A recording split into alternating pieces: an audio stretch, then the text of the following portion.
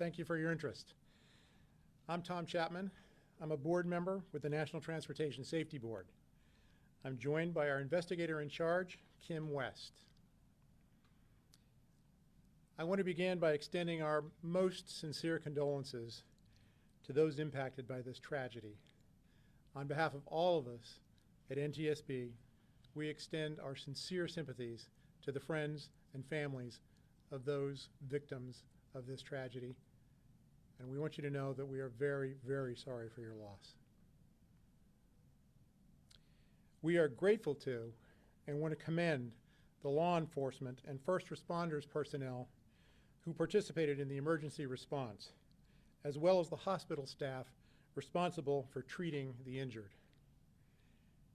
Yesterday, NTSB launched a team to investigate the Tuesday afternoon explosion of a building in downtown Youngstown. The incident resulted in at least one fatality and multiple serious injuries. Our investigation is a safety investigation. It is parallel to and will be coordinated with investigations on the part of other regulatory agencies. Here is what we know. On May 28, 2024, at 2:44 p.m. Eastern Time, an explosion occurred at the Realty Tower in Youngstown, Ohio, located at 47 East Federal Street. The building holds a Chase Bank branch, other offices, and residential apartments. Enbridge Gas of Ohio is the surface provider for the area, and the main gas line that serviced the affected address runs in front of the damaged building along East Federal Street and Market Street. Subsequent to the explosion, Public Utilities Commission of Ohio, which is the regulatory authority, and Enbridge Gas gained access to the basement. A below-ground service line that was pressurized but not actively servicing the building was found to be cut. Enbridge Gas then cut off and plugged the service where it connected to the basement.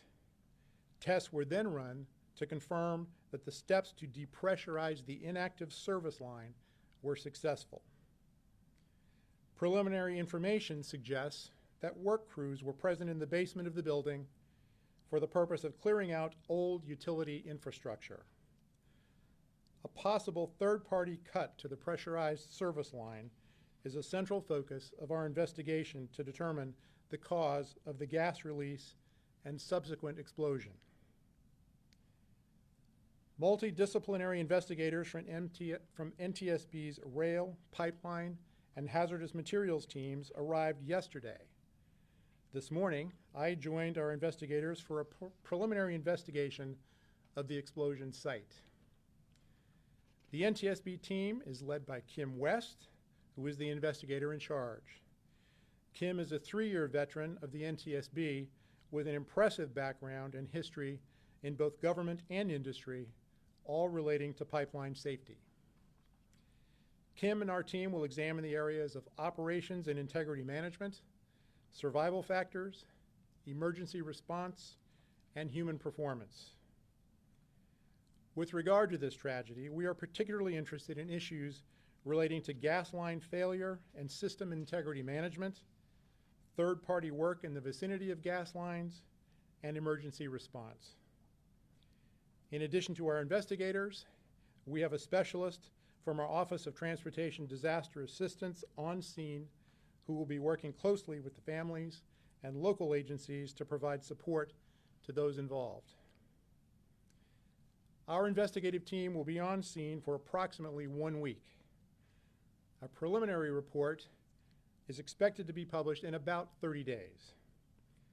Final reports from NTSB take between 12 and 24 months to complete. I also want to offer additional information about the mission of the National Transportation Safety Board. NTSB is an independent federal agency. We are charged by Congress with investigating every civil aviation accident in the United States and significant accidents in railroad, highway, marine, and pipeline. We also issue safety recommendations aimed at preventing future accidents. We are closely working with the Pipeline and Hazardous Materials Safety Administration, the Public Utilities Commission of Ohio, and other federal, state, and local agencies. We are grateful for the support of these agencies. We encourage witnesses or those with information relevant to the investigation, including any video footage, to contact the NTSB by email at witness@ntsb.gov. And let me repeat the email address. It's witness@ntsb.gov. Our investigators will work to thoroughly document relevant evidence and gather additional factual information. Our mission is to understand not just what happened, but why it happened, and to recommend changes to prevent it from happening again. We will not be determining the probable cause of the accident while we are on scene, nor will we speculate about the cause. These are the first steps in a lengthy investigatory process. Once again, we extend our condolences to the families, and we thank the first responders for their efforts. With that, I'm happy to take questions, and if you have a question, please raise your hand and identify yourself and your media affiliation. Yes, sir. Jack Shea, Fox 8 News in Cleveland. Are you able to tell us what work was going on in the basement and what those workers told you happened? It's too early in the process. That's certainly one of the things we'll be evaluating. We're hoping to be able to identify the workers and interview them as well and get their perspective. So there were some witnesses who said that they heard what they thought was a broken line and thought that they smelled natural gas. Are you able to confirm that, and what can you, I guess, can you illuminate that situation? We do know that the cut line was discovered after the explosion. As I indicated, the representatives of the Public Service Commission, Public Utilities Commission, and the gas company were able to enter the basement. They did find a line that had been cut, and that line was pressurized. Are you able to, when you say cut, are you able to say if it was a leak, or did someone actually cut through the line? We'll have to determine exactly what the source of that was, but we do have the line. We do know that it was cut. Now, when you said it was inactive, are you able to elaborate on that? I'm going to ask Kim to elaborate a little bit. Let me take a stab. This was a service line coming off the main line. It was a service line leading to the property, but it was not servicing. It was essentially abandoned. It was not servicing the property at the time, but it was found subsequently to be pressurized, meaning it had gas in it. Kim, did I get that right? That's correct. Okay. I'm learning. Kim, you want to address that? You want to elaborate? You did very Did well. I? Okay. There we go. Got it. I'm sorry. Yes, ma'am. So, a line that's not in service, there should be no gas in it, is that right? Ideally, there should be no gas in it. So with your experience, is there any way that you can say how that could have happened? That'll be part of what we'll be investigating to determine exactly why that apparently abandoned service line was still pressurized. Yes, ma'am. I just have a quick question, because you said it was cut and you were investigating the cause of it. So are you could this possibly be an act of domestic terrorism at all? No, there's no evidence at all that there was anything nefarious about what happened. And just to follow up on that, it's an old building. We know a lot of these old buildings have asbestos in it. Were any of the fumes toxic at all? I'm not aware, but I think that's part of what we'll be looking at too, to determine exactly what the hazards may have been other than the explosion and the exposure to gas. Hi, I'm Madison with WFNJ. What is the NTSB doing to find out who's accountable for the cut line, and is there any potential negligence of the owners of this building? Well, I want to just stress that our role is not to assign blame or fault. Our role is to determine what happened. So we're not looking to determine negligence. We're not looking to determine fault. We're just looking to determine what the facts are. Once we determine what those facts are, we will make them available to the public through a final report. there are other forms for determining whether there was negligence or fault. That's just not our role. Typically, what would be the event in which a line would get cut? Like what type of things would happen that would lead to that? Well, one of the things we are examining, as I indicated, is third-party work in the presence of these lines and whether that may have been a factor in this line being cut. Tom, can you describe the work that was being done in the basement? What we know is that there was work being done in the basement, reportedly to clear out old infrastructure, essentially artifacts of old infrastructure, such as pipes, such as wires, that sort of thing.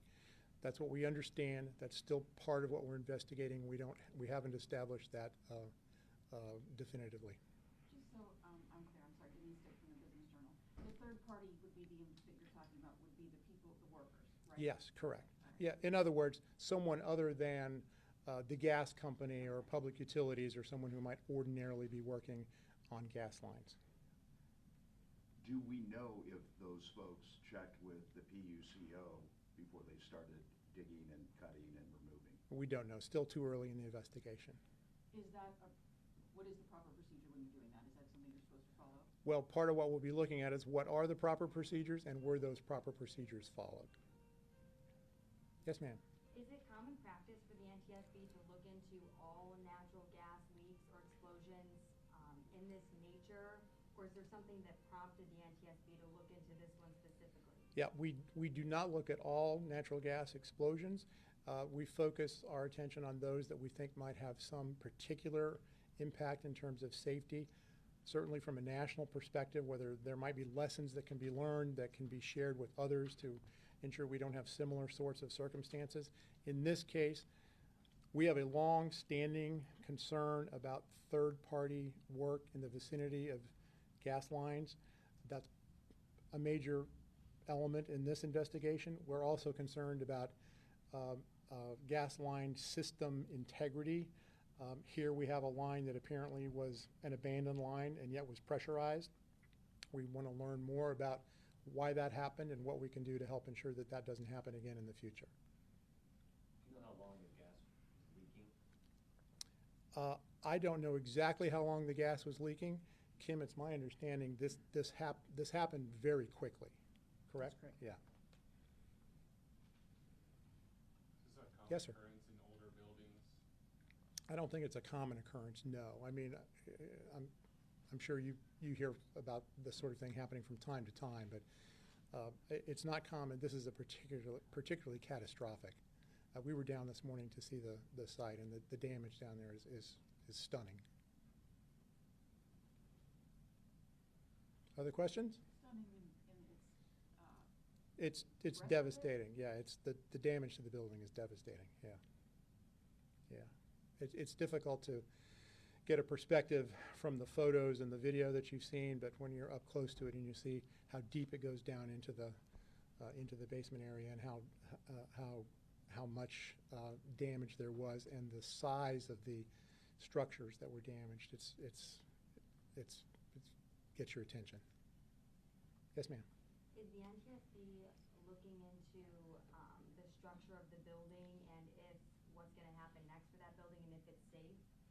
Our focus is on the explosion, the accident, and the events leading up to it, and then the emergency response. What happens with the building going forward is beyond our level of expertise. That's the sort of thing that state and local authorities will determine. So that is not part of our investigation, and it won't be something that we'll be participating in. Yes, ma'am. Desiree Gosselin, Spectrum News. I just want to make sure I understand the timeline. So there was, the gas company came in and they found a cut in the line and they fixed it, but they didn't depressurize it at that time? This was after the explosion. After the explosion? After the Okay. explosion, the public utilities and the gas company were able to gain access to the basement. It's my understanding, I believe, that they were accompanied by firefighters because it's a very dangerous situation. They discovered this essentially abandoned service line They determined that it was still pressurized. There were a variety of tests that they ran to make that determination. Once they determined that it was still pressurized, they took steps to cut it off and cap it and then depressurize it. So these were steps taken after the explosion to essentially eliminate that hazard.